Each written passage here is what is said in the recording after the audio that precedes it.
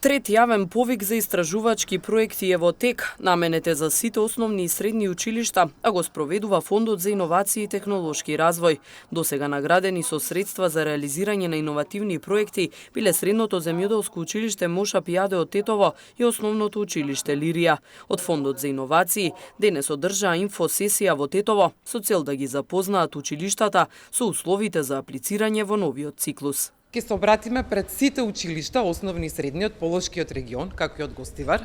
Морам да нагласам дека сум особено горда затоа што на минатиот предизвик имавме доста училишта кои што беа апликанти од овој регион, од Тетови од регионот, како и училишта добитници.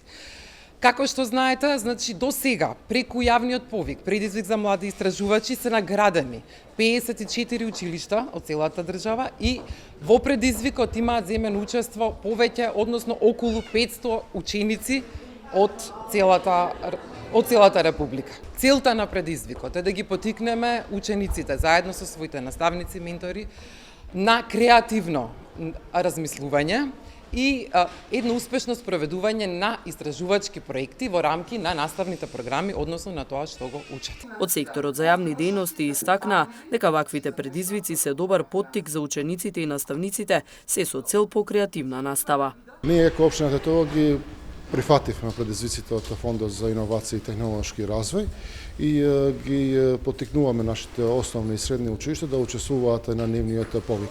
И минатата година тоа го реализиравме и бројот на ученици кои што добија од грантовите од Фондот за иновации е зголемен.